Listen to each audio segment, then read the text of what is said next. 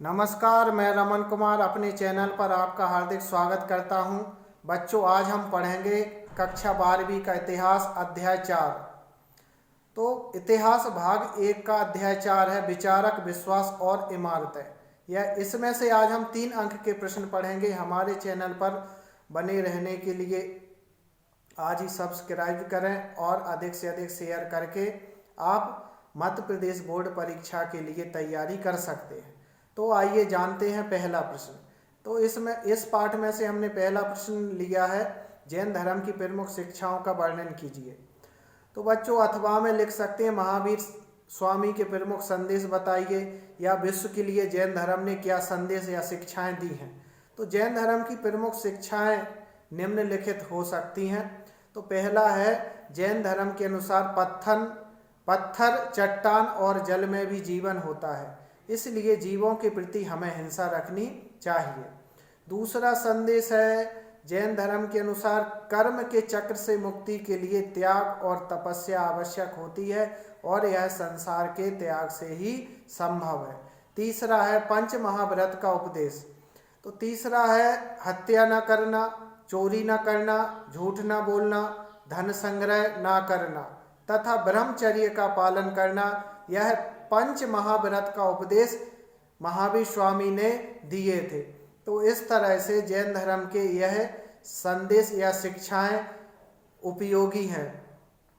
तो अभी हमने बताया था, जैन धर्म की पहली शिक्षा है, आप हेडिंग में लिख सकते हैं, जीवों के प्रति अहिंसा। तो चट्टान और जल में भी जीवन होता है, पत्थरों में भी जीवन होता है, इसलिए जीवों के प्रति अहिंसा रखनी चाहिए, हिंसा नहीं करनी चाहिए। जैन धर्म दूसरा लिख सकते हैं, त्याग। तो जीवन के कर्म चक्र से मुक्ति त्याग और तपस्या से ही मिल सकती है। और तीसरा है, पंच महाव्रत का उपदेश। पंच महाव्रत, हत्या न करना, चोरी न करना, झूठ न बोलना, धन का संग्रह न करना तथा ब्रह्मचर्य का पालन करना, यह पंच महाव्रत का उपदेश दिया है। तो इस तरह से महावीर स्वामी की ये शिक्षाएं थी। तो अगला प्रश्न है, सांची के स्तूप के संरक्षण में भोपाल की बेगमों की क्या भूमिका रही। तो सांची के स्तूप जो मध्य प्रदेश में है, तो उसमें उस समय भोपाल की बेगमों ने इसके संरक्षण में भूमिका निभाई थी। तो इनकी भूमिका क्या थी। तो पहला है, शाहजहां बेगम और सुल्तान जहां बेगम ने सांची के स्तूपों के संरक्षण के लिए धन दिया था। दूसरा है कि बेगमों ने स्तूप के संरक्षण के लिए एक संग्रहालय और अतिथिशाला का निर्माण करवाया था। तीसरा है, फ्रांसीसियों ने और अंग्रेजों ने इसके तोरण द्वारों को संग्रहालय में ले जाने की अनुमति मांगी, परंतु उन्होंने इसकी अनुमति नहीं दी। इस तरह से भोपाल की बेगमों ने इसकी संरक्षण में महत्वपूर्ण भूमिका निभाई थी। तो इसके संरक्षण के लिए पहला क्या किया था, बहुत सा धन दिया था। दूसरा क्या किया था, संग्रहालय और अतिथिशाला का निर्माण सांची में करवाया था। तीसरा है, अंग्रेजों और फ्रांसीसियों ने इसके जो तोरण द्वार थे उनको यहाँ से ले जाने की अनुमति मांगी थी, परंतु इसकी अनुमति नहीं दी। ये 3 प्रमुख पॉइंट थे। अब अगला प्रश्न है, आपके अनुसार स्त्री पुरुष संघ में क्यों जाते हैं। तो बच्चों, संघ क्या होता है। संघ होता है कि एक संगठन, समूह है।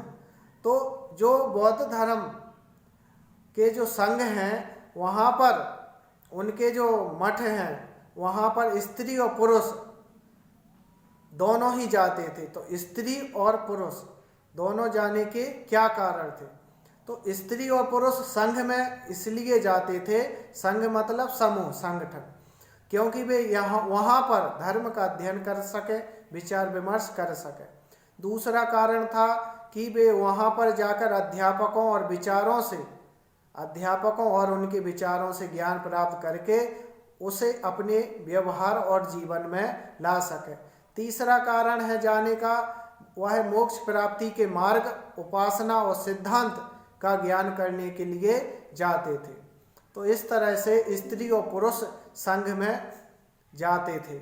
अब अगला है, वैष्णववाद के अंतर्गत मूर्ति कला का किस प्रकार विकास हुआ। तो मूर्ति कला इस काल में किस प्रकार विकास हुआ, या वैष्णववाद के अंतर्गत वैष्णव की मूर्ति किस प्रकार बनाई गई, किस प्रकार मूर्ति कला का विकास हुआ। अथवा में यह भी लिख सकते हैं साथ में कि शैववाद के अंतर्गत मूर्ति कला का विकास किस प्रकार हुआ।